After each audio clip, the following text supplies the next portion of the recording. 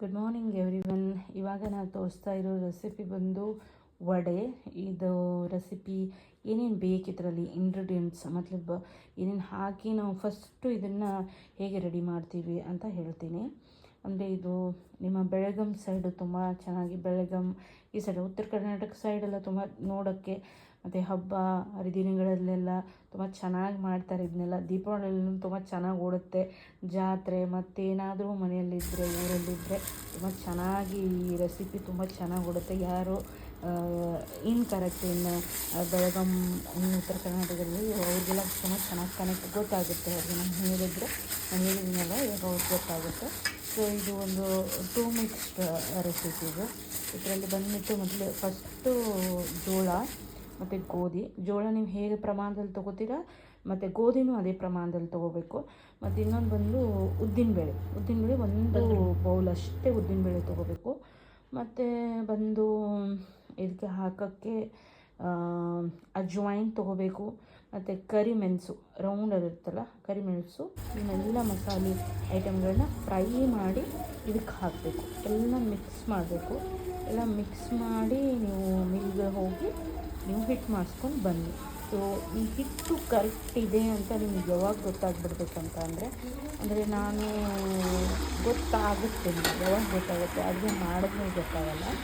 ಮಿಲ್ಲಲ್ಲಿ ಮಿಕ್ಸರನ್ನು ಹಾಕಿ mill ಮಾಡ್ತಾಯಿರ್ತಾರೆ ನೋಡಿ, ಆ ಟೈಮಲ್ಲಿ ಒಂದು ಸ್ಮೆಲ್ ಬಂದುಬಿಡುತ್ತೆ. ಎಸ್, ಇದು correct mixing and this is the correct this ಅಂದರೆ ಈ ಒಂದು ವಡೆ ಮಾಡೋಕ್ಕೆ ಇದು ಗುಡ್ ಇದೆ.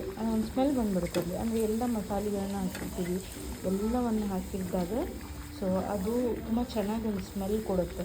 ಆ ಸ್ಮೆಲ್ಲು ನಾವು ಮತ್ತೆ ಈ ರೆಸಿಪಿ ಮಾಡ್ತೀವಲ್ವ, ವಡೆ ಮಾಡ್ತೀವಲ್ಲ ಆವಾಗ ಕೊಡುತ್ತೆ.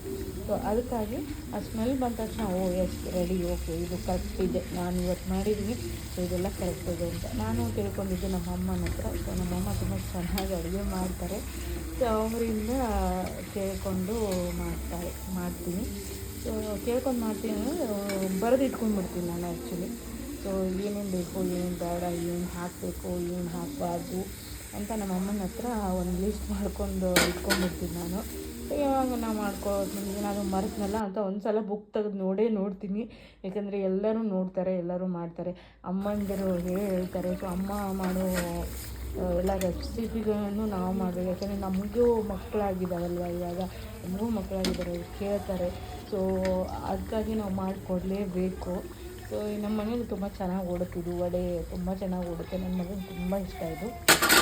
ಸೊ ಹೀಗಾಗಿ ಮಾಡ್ತೀನಿ ನಾನು. ಸೊ ನಮ್ಮ ಅಮ್ಮನಿಗೆ ಥ್ಯಾಂಕ್ಸ್ ಹೇಳ್ಬೇಕು. ಆ್ಯಕ್ಚುಲಿ ತುಂಬ ಚೆನ್ನಾಗಿ ಹೇಳ್ತಾರೆ, ಈಗ ಮಾಡಬೇಕು, ಇದನ್ನು ಮಾಡಬೇಕು, ಏನು ಮಾಡಬೇಕು ಅಂತ. ತುಂಬ ವರ್ಷಗಳಾಯಿತು ಬರೆದು ಇಟ್ಕೊಂಡ್ಬಿಟ್ಟಿದ್ದೀನಿ ನಾನು ಬುಕ್ಕಲ್ಲಿ, ಏನು ಮಾಡಬೇಕು, ಏನು ಹಾಕಬೇಕು, ಎಷ್ಟು ಹಾಕಬೇಕು ಅಂತ. ಸೊ ಅದೇ ರೀತಿಯಲ್ಲಿ ನನಗೆ ಎಷ್ಟೆಷ್ಟು ಕ್ವಾಂಟಿಟಿ ಬೇಕು, ಹೇಗೆ ಬೇಕು ಅಂತ ನಾನು ಹಾಕ್ಕೊಳ್ತಾ ಬರ್ತಾಯಿದ್ದೀನಿ. ಬಟ್ ಇವಾಗ ಒಂದು 10-12 ವರ್ಷ ಆಯಿತು. ಸೊ ಅದು ಗೊತ್ತಾಗ್ಬಿಟ್ಟಿದೆ. ಸೊ ನೀಟಾಗಿ ಏನೇನು ಮಾಡಬೇಕು ಅದೆಲ್ಲ ಗೊತ್ತಾಗ್ಬಿಡುತ್ತಲ್ಲ.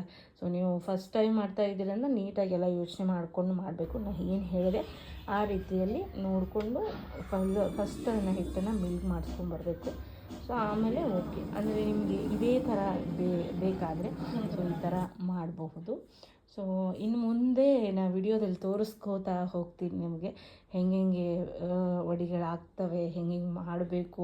ಯಾಕಂದರೆ ಇದನ್ನು ಫಸ್ಟ್ ಆಫ್ ಆಲ್ ಈ ಮಿಲ್ ಹಾಕಿಸ್ಕೊಂಬಂದ್ಬಿಟ್ಟು ಇದನ್ನು ಓವರ್ ನೈಟ್ ನೆನೆಸಿಡಬೇಕು. ನೀವು ಹಿಟ್ಟನ್ನು ಗಟ್ಟಿಯಾಗಿ ಓವರ್ ನೈಟ್ ನೆನೆಸಿಡಲೇಬೇಕು.